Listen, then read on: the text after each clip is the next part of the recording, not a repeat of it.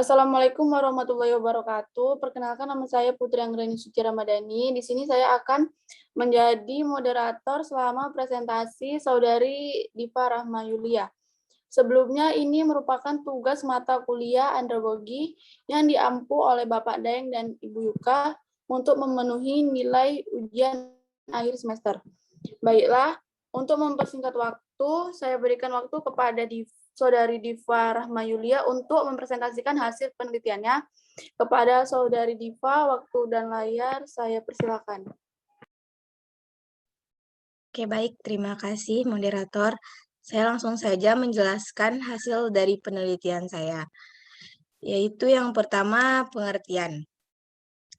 Pengertian Majelis Taklim menurut istilah sebagaimana yang dirumuskan pada Musyawarah Se-DKI Jakarta pada tahun 1980 adalah lembaga pendidikan nonformal Islam yang memiliki kurikulum sendiri, diselenggarakan secara berkala dan teratur dan diikuti oleh jamaah yang relatif banyak. Sebelumnya, Majelis Taklim adalah bentuk pendidikan nonformal, keagamaan dalam transformasi dan transmisi ajaran dan nilai-nilai keislaman. Ini adalah warisan budaya bangsa yang tersebar di lingkungan perdesaan dan perkotaan di seluruh pelosok NKRI. Majelis Taklim memiliki peran strategis mewujudkan salah satu tujuan pembangunan nasional, yaitu terciptanya manusia Indonesia yang bertakwa, berakhlak mulia, sehat, berilmu, kreatif, mandiri, dan menjadi warga negara yang demokratis serta tanggung jawab. Di Kota Padang, Majelis Taklim diselenggarakan di masjid-masjid di perkotaan, pesantren, masjid, musola. Jamaah Masjid Taklim adalah masyarakat berusia sampai orang tua atau dewasa. Namun, mayoritas kaum perempuan dan ibu rumah tangga.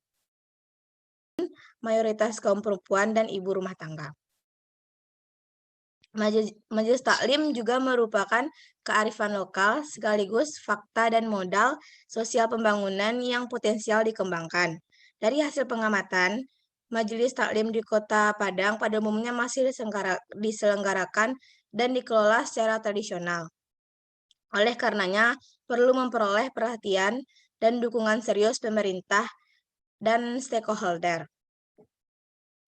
Perlu ditingkatkan agar fungsi peranan dan manfaatnya lebih optimal bagi masyarakat maupun pemerintah. Berikutnya ada fungsi dari penyelenggaraan Majelis Taklim. Yang pertama yaitu tempat belajar mengajar. Majelis Taklim dapat berfungsi sebagai tempat kegiatan belajar mengajar umat Islam, khususnya bagi kaum perempuan dalam rangka meningkatkan pengetahuan, pemahaman, pengalaman ajaran Islam. Yang kedua yaitu lembaga pendidikan dan keterampilan. Majelis Taklim juga berfungsi sebagai lembaga pendidikan dan keterampilan bagi kaum perempuan dan masyarakat yang berhubungan, antara lain dengan masalah pengembangan kepribadian, serta pembinaan keluarga dan rumah tangga, sakinah mawaddah warahmah.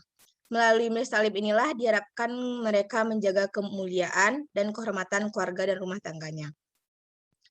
Yang ketiga yaitu wadah berkegiatan dan berkreativitas. Majelis Taklim juga berfungsi sebagai wadah berkegiatan dan beraktivitas bagi kaum perempuan, antara lain dalam berorganisasi, bermasyarakat, berbangsa, dan bernegara. Negara dan bangsa kita sangat membutuhkan kehadiran perempuan yang solehah dengan keahlian dan keterampilan sehingga dengan kesalahan dan kemampuan tersebut, dia dapat membimbing dan mengarahkan masyarakat ke arah yang baik. Yang keempat yaitu pusat pembinaan dan pengembangan. Majelis Taklim juga berfungsi sebagai pusat pembinaan dan pengembangan kemampuan dan kualitas sumber daya manusia kaum perempuan dalam berbagai bidang seperti dakwah, pendidikan sosial, dan politik yang sesuai dengan kodratnya. Yang kelima, sebagai jaringan komunikasi ukhuwah dan silaturahim.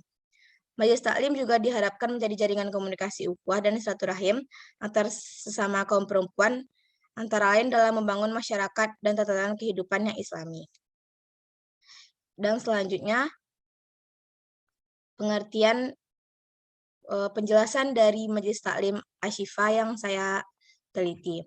Majelis Taklim Asy-Syifa adalah representasi Majelis Taklim di lingkungan urban diselenggarakan di Musola Al-Jalil Al-Akbar yang terletak di pusat ibu kota Provinsi Sumatera Barat, tepatnya di Komplek Villa Anggrek, Kelurahan Balai Gadang, Kecamatan Kota Tengah, Kota Padang.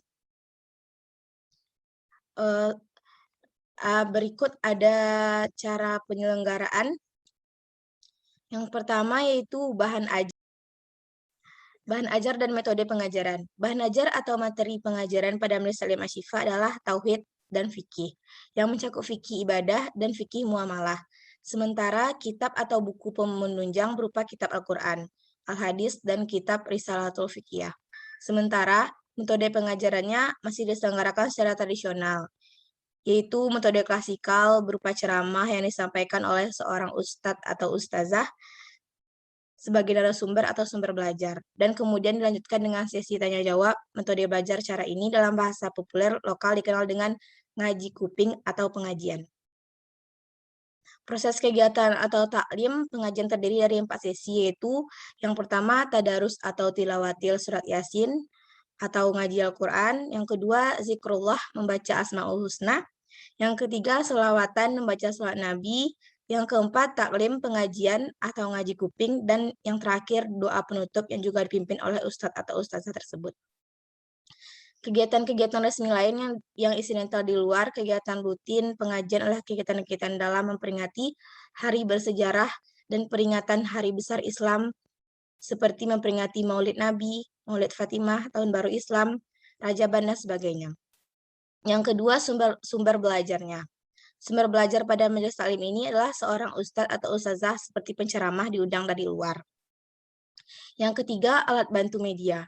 Pengajaran alat bantu pengajaran pada majelis taklim ini relatif sederhana, yaitu berupa suatu perangkat sound system dan sesekali menggunakan infocus, baik tempat maupun perangkat sound system yang dibutuhkan untuk kegiatan taklim atau pengajian ini disediakan oleh DKM Al-Jalil Al-Akbar sebagai penyelenggara dan fasilitator kegiatan. Yang kelima, biaya penyelenggaraannya. Majelis Taklim Asy-Syifa masih diselenggarakan secara konvensional, tradisional, dan mandiri. Tidak ada bantuan tetap dari pemerintah maupun lembaga non-pemerintah baik narasumber, bahan ajar, maupun dana. Biaya penyelenggaraan berasal dari iuran atau infak sukarela yang dihimpun dari jamaah dan dari donatur tidak tetap. Dana yang terkumpul pada umumnya digunakan untuk pengeluaran rutin berupa biaya transfer untuk narasumber yang sekaligus pengasuh majelis taklim, untuk pembelian jamuan atau konsumsi ala kadarnya, dan uang kas untuk kepentingan tertentu. Berikut kesimpulannya, harapan jamaah dan penyelenggara pengelola. Dengan kondisi majelis taklim sebagaimana diuraikan di atas, maka para jamaah merasa belum optimal memperoleh yang dibutuhkan. Dengan mengikuti majelis taklim, para jamaah berharap bahwa selain memperoleh ilmu agama dan dapat bersilaturahmi secara berkala, para jamaah sangat berharap memperoleh ilmu pengetahuan lain yang dibutuhkan agar bisa melaksanakan fungsi dan tugas domestiknya sebagai ibu rumah tangga, yaitu mengurus rumah tangga, melayani suami, dan mendidik anak-anak. Lebih dari itu, para jamaah juga banyak yang berharap untuk memperoleh pengetahuan dan keterampilan praktis, kreatif, dan produktif, guna menghasilkan sesuatu yang bernilai ekonomi, guna menjunjung peningkatan daya beli untuk membantu suami dan memenuhi kebutuhan keluarga. Terima kasih. Itu saja yang dapat saya jelaskan dalam hasil penelitian saya. Waktu dan tempat saya persilahkan kepada moderator. Baik, selesai sudah Saudari Diva mempresentasikan hasil penelitiannya mengenai majelis taklim. Selanjutnya saya membuka sesi pertanyaan untuk Saudari Tere. Kepada Tere, saya persilakan.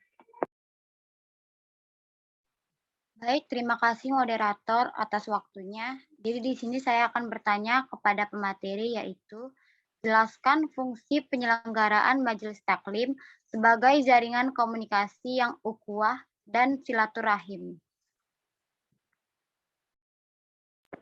Baik, kepada Diva, apakah dapat dimengerti? Oke, baik, mengerti. Bisa langsung saya jawab aja, moderator? Baik, silakan. Baik, jaringan Fungsi penyelenggaraan Majelis Taklim sebagai jaringan komunikasi ukhuwah dan silaturahim, yaitu Majelis Taklim juga diharapkan menjadi jaringan komunikasi ukhuwah dan silaturahim antar sesama kaum perempuan, antara lain dalam membangun masyarakat dan tatanan kehidupan yang islami. Jika kita perhatikan dengan teliti, penjelasan Majelis Taklim yang pesertanya adalah dari kaum wanita, tapi tidak menutup kemungkinan bahwa kaum lelaki pun dapat mengadakan Majelis Taklim. Hanya saja di Padang dan sekitarnya mungkin lebih banyak dikenal Majelis Taklim yang banyak dari kaum wanita pesertanya. Majelis Taklim sebagai lembaga formal yang mempunyai kedudukan dan fungsi sebagai alat dan sekaligus sebagai media pembinaan dalam beragama atau dakwah Islamiyah. Hal ini dapat dirumuskan fungsi Majelis Taklim sebagai berikut: membina dan mengembangkan ajaran Islam dalam rangka membentuk masyarakat yang bertakwa kepada Allah Subhanahu wa taala. Yang kedua, sebagai tamar reaksi rohaniyah karena penyelenggaraannya bersifat santai. Yang ketiga, sebagai ajang berlangsungnya silaturahim masa yang dapat menghadapi suburkan dakwah dan ukhuwah Islamiyah. Yang keempat, sebagai sarana dialog berkesinambungan antara ulama dan umara dengan umat. Yang kelima, sebagai media penyampaian gagasan yang bermanfaat bagi pembangunan umat dan bangsa pada umumnya. Terima kasih. Selanjutnya saya serahkan kepada moderator. Baik, terima kasih kepada Diva. Apakah Saudari Tere dapat mengerti? Baik, terima kasih kepada pemateri. Saya sudah mengerti atas jawaban Anda. Sama-sama, Teresia Natali. Baiklah, selesai sudah presentasi kita pada pagi hari ini. Kita akhiri dengan mengucapkan Alhamdulillahirrahmanirrahim. Alhamdulillahirrahmanirrahim. Assalamualaikum warahmatullahi wabarakatuh. Waalaikumsalam warahmatullahi wabarakatuh.